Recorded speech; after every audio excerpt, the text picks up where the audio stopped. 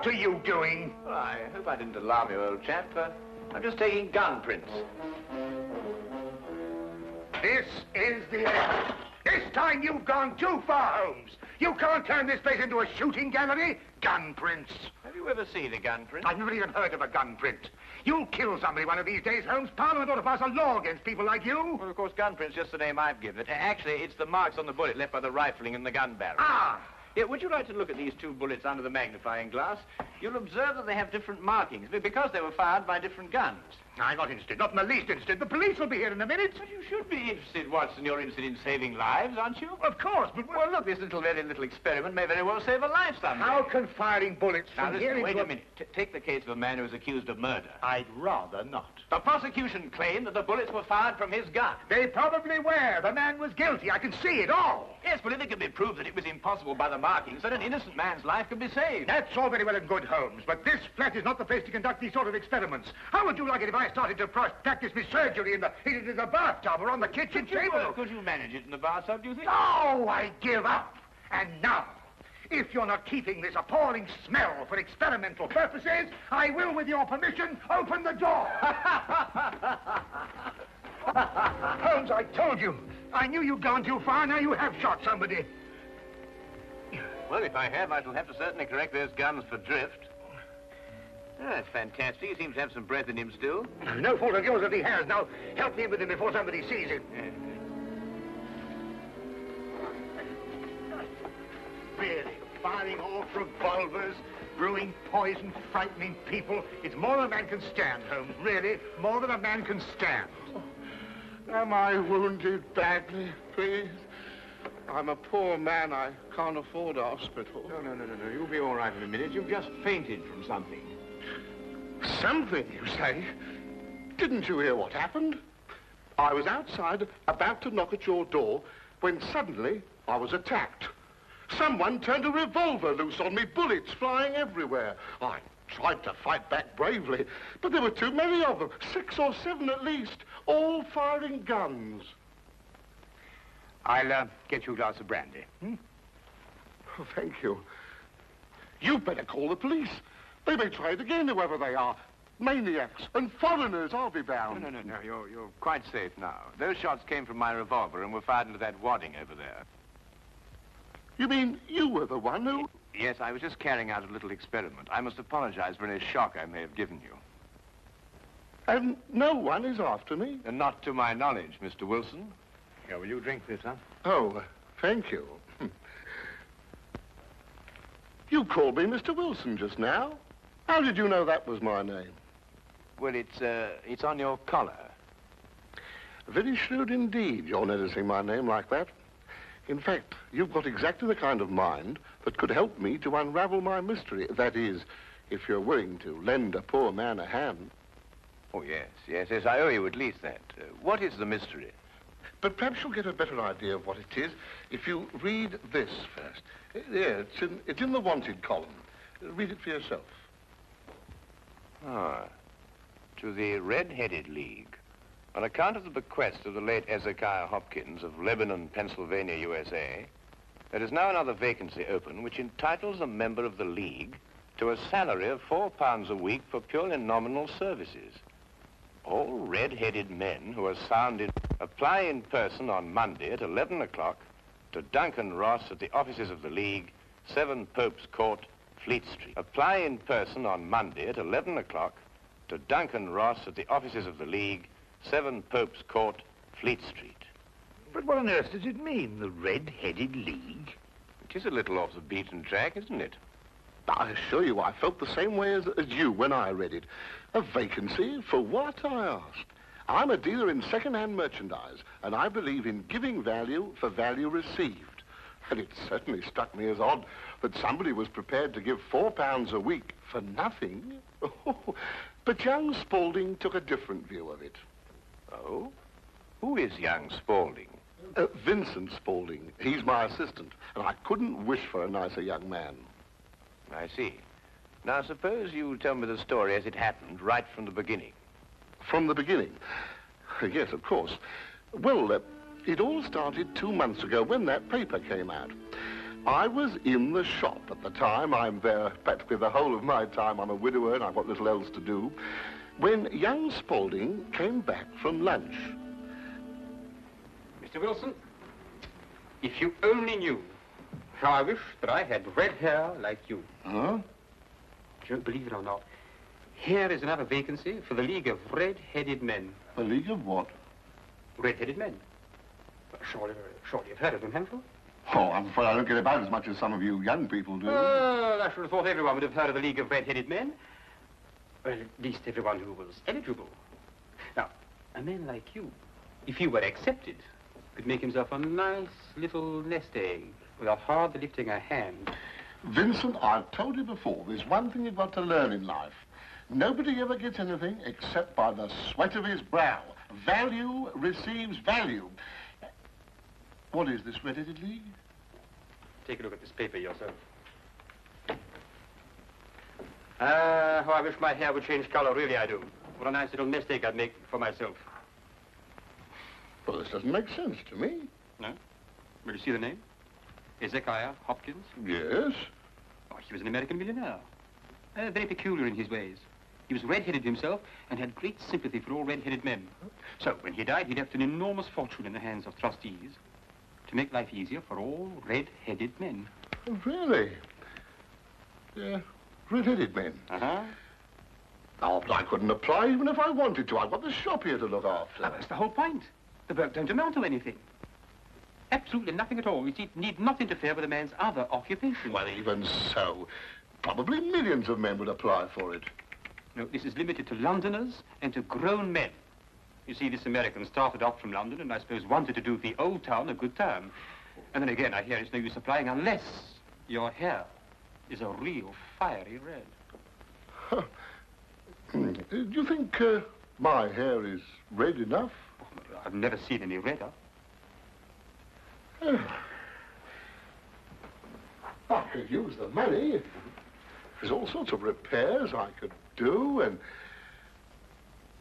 Vincent, I'm going to investigate this league. Lock up the shop. You're coming with me. Yes, sir. You're right. It is fiery red, isn't it?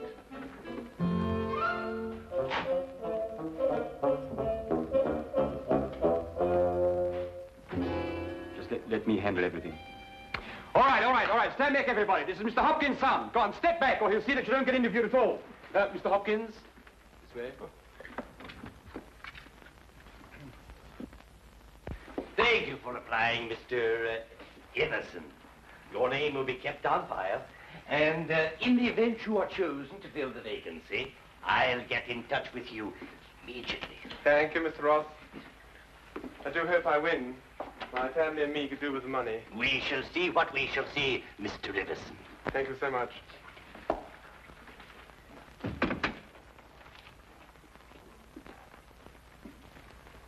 Are you the next applicant? Yes, this is Mr. J.B.S. Wilson. Your search is over. He's willing to fill the vacancy. Will you sit down, Mr. Wilson?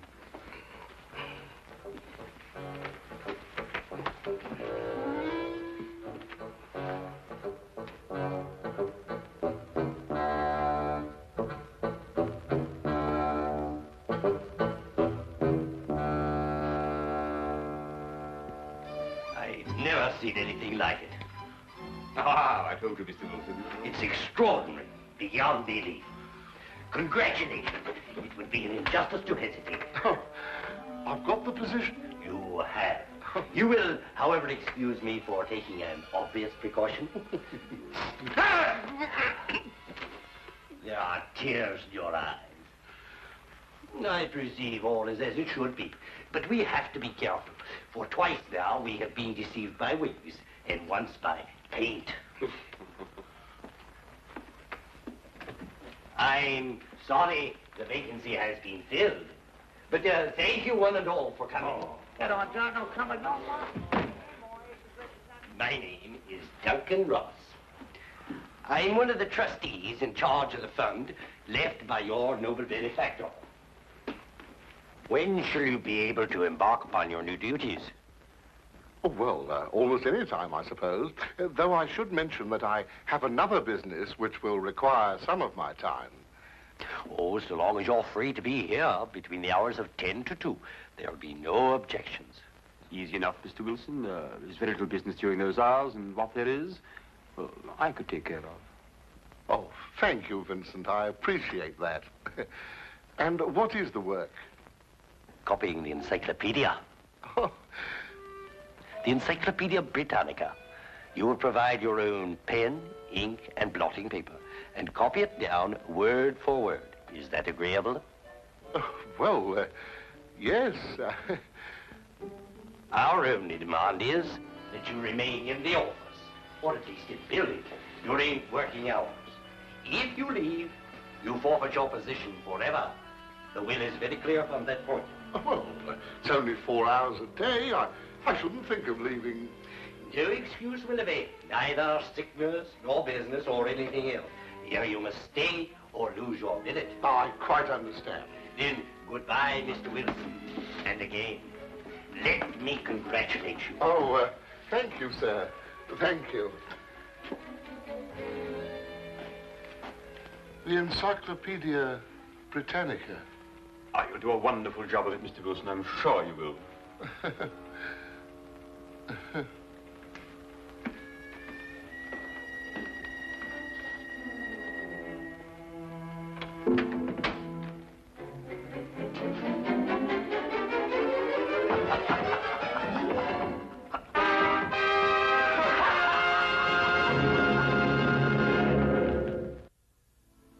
The first word was Arkan. At the end of 8 weeks, I'd finished the A's and begun the B's. For this, Mr. Ross rewarded me every Saturday with 4 golden sovereigns. Yesterday morning, however, I got a staggering blow indeed.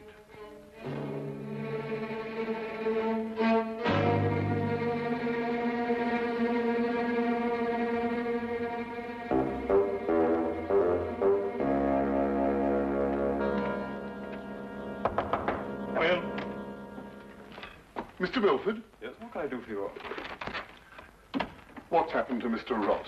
Mr. Who? Mr. Ross, Duncan Ross, in office number 4. He's gone. What's happened to him? Just a moment, let me look him up in my files.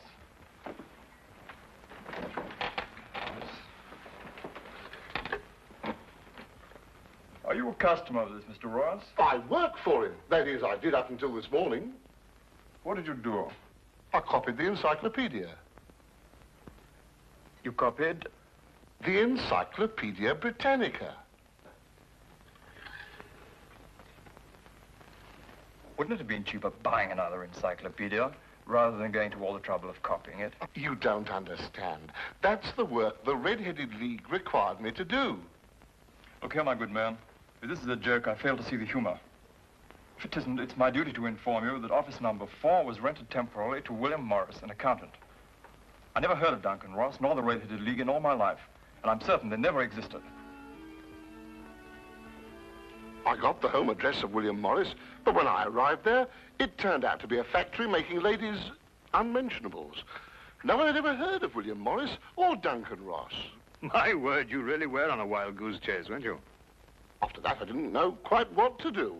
The whole experience was so embarrassing, I could hardly make myself tell it to Spaulding. Then, quite naturally, you thought of me. Oh, as I said before, I'm not a rich man. If I don't locate the League or find out what happened to them, I stand to lose £4 a week. You don't stand to lose anything, Mr. Wilson. You can't lose something you didn't possess in the first place. And the story is probably a pack of lies in any case. Holmes. And if it isn't, you've no reason to complain. You're £30 richer by your experience, not to mention the invaluable knowledge you've gained on every subject under the letter A. If I were you, Mr. Wilson, I'd be quite grateful and forget about the whole affair. Good day to you, sir. Well, I hardly expected this kind of treatment. If you should discover a corpse at your second-hand shop in an old cello case, you're perfectly welcome to return. In the meantime, I have an experiment to conclude. I'm going to find out if firing a gun in a house is illegal. If it is, you can rely on me to report you. Holmes, what on earth persuaded you to behave like that? Yes, it was rather unseemly behavior, wasn't it, Watson? Right. But absolutely necessary, I assure you. But why? Well, if I tell him I was willing to take on his case, he'd probably give me away to the wrong party. Why burden him with the necessity of having to keep a secret? Then you mean you're going to take the case? I wouldn't miss finding out about the Red-Headed League for all the tea in India. China, Holmes. Do you think it could be a prank, some sort of wild practical joke on Mr. Wilson? Well, at £4 a week for 8 weeks, the joke would be on someone else. It is a considerable sum, isn't it? The case, as I see it, breaks down into two whys. I think I know the first why, but the second why eludes me. Well, which is the why you know and which is the why you don't know? Well, why was the League formed? Now, that's obvious. To keep Wilson out of the shop for a certain number of hours a day. But why is the why that I want to know? Well, why is the why that you want to... I see. You mean somebody tried to get Wilson out of his shop in order to steal something from him? No. The case is too elaborate to justify stealing from so small a shop as Wilson's. No, the reason is bigger than that. Bigger than any of us might imagine. Now, you're not going to start shooting again, Holmes. No, but I'm going to take this with us. Us? Yes, you're interested in the case, aren't you? I'm a doctor, Holmes. Well, all the better if someone should get hurt. This started out to be such a peaceful morning, and an old friend of mine was coming from India, and we were going to spend the day together. And now look what you've talked us into, the Red-Headed League. Yes, exciting, isn't it?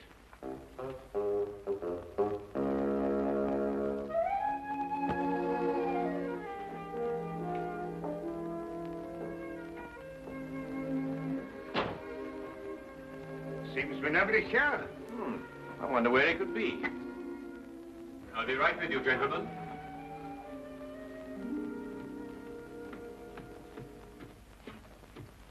May I help? I'm sorry, I was occupied in the cellar. I hope I haven't kept you waiting. Not at all. My friend here is interested in making a purchase. Mm-hmm. Anything in particular? I think well, you never know what you might... Oh, what's that? That? Yeah. That is a... Oh, yes, this is fascinating. This is the essential part of the structure of a wild boar trap. No, really? Yes. By Jove, a wild boar trap, eh? How very interesting. No, and a very fine specimen as wild boar traps go. Yes, oh, indeed. yes, a very fine... Oh, indeed, reminds me of my day. There we were, all lined out in a row, as far as the eye could see. Yes. Down the hill came the enemy, and the Battle of Royal Burnop was on. Yes, if you excuse me... There we were, outnumbered 112 to 1. That was from the count after the battle, as you understand. Yes, perfectly. Charge, they shouted, as down the hill they came, the hordes of heathen, at 112 to 1. And from that moment I became a collector, and I've been a collector ever since. You understand that, of course? Oh, yes, but that is a quite perfectly natural reaction. It's 1 o'clock. It's 1 o'clock. What? Yes, 1 o'clock. Our engagement with the Colonel. The Do you Colonel? remember? The one who led you in the charge. Oh, of course, yes. Well, I hope you'll keep that for me, will you? Well, there's been a fearful run on wild boar traps lately, but I'll do my best. Thank you, thank you. Thanks so much. Good afternoon.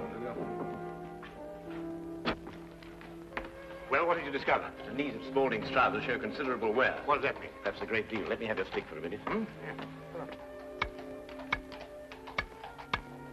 What are you doing? Well, no time to explain now, but a considerable crime is in contemplation. And since today is Saturday, we may have some difficulty in preventing it. What kind of a crime? A bank robbery. What? Shh. Meet me at the side entrance of the Westminster County Bank at 10 o'clock sharp. Yes, is that the bank that's going to be... Yes. At 10 o'clock sharp, remember? Yeah. The basement vaults of the Royal Westminster Bank, as you can see, they are impregnable.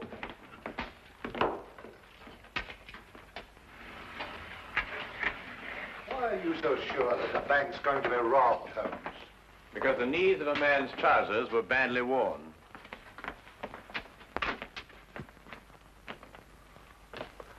I can't see how they can possibly get in here.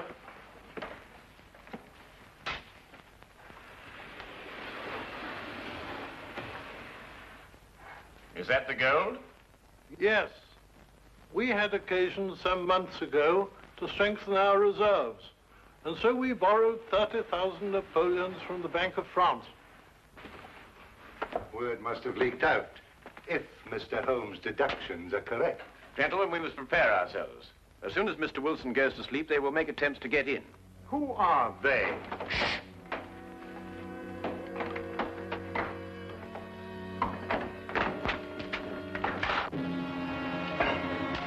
Get back.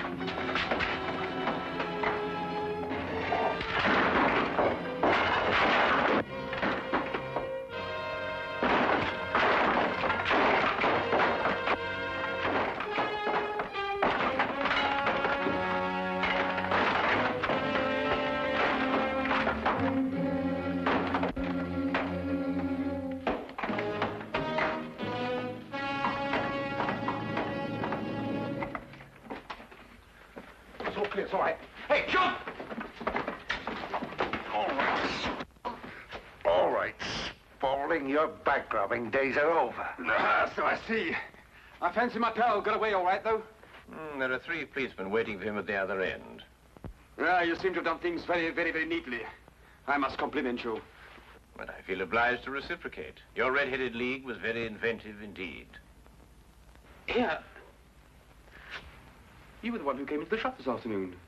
You came with... With me. Ah. I thought there was something very, very queer. You don't look like a collector at all. They helped to collect you, didn't they? I think you'd better come along with me.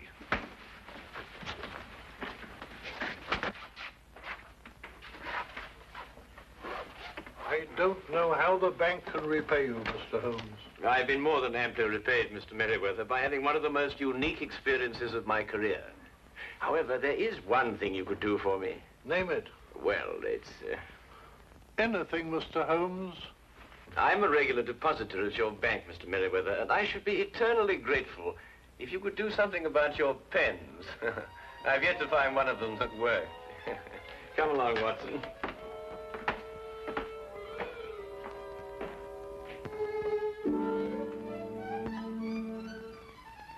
What I shall never understand is how you suddenly knew there would be a bank robbery. Well, if you remember, when we visited the second-hand shop, Spaulding was in the cellar. I didn't pay much attention to it at the time, but later on I noticed that the knees of his trousers were badly worn, as if he'd spent some time kneeling, doing some sort of burrowing work. But burrowing where? Perhaps from the cellar to the next building. The moment the thought occurred to me, I whisked you outside and surprised you by tapping on the pavement with your stick. You certainly did. Oh, I'll just go and see who it is.